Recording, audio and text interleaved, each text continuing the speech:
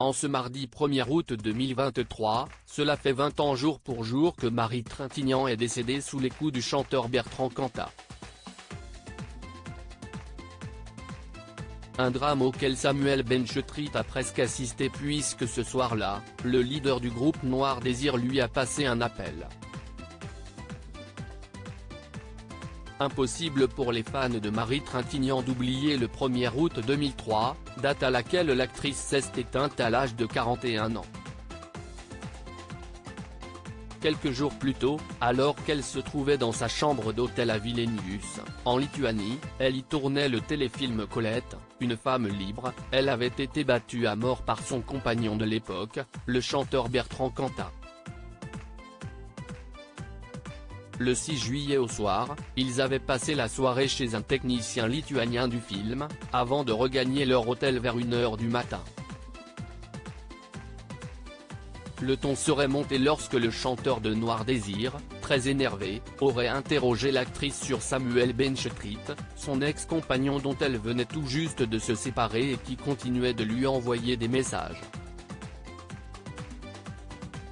D'après le rapport d'autopsie, Marie Trintignant aurait reçu 19 coups, dont 7 au visage, et son nez aurait été fracturé. Mais ce n'est qu'au petit matin que Bertrand Cantat aurait alerté Vincent, le frère de l'actrice, lequel l'aurait retrouvée inconsciente, avec du sang coulant de sa bouche. Rapatriée en France en état de mort cérébrale, elle est décédée quelques jours plus tard. Samuel Benchetrit agacé par Bertrand Cantat. Marie Trintignant aurait-elle pu être sauvée si Bertrand Cantat ne l'avait pas laissée gisant au sol pendant des heures avant d'appeler les secours? Personne ne le saura jamais avec certitude. Ce que l'on sait en revanche, c'est que le soir du drame, le chanteur a appelé Samuel Benchetrit. Le réalisateur et actuel compagnon de Vanessa Paradis l'a révélé lui-même dans son livre La nuit avec ma femme, sorti en août 2016. Elle est où Marie? Aurait-il demandé à Bertrand Cantat, qui semblait très confus au téléphone.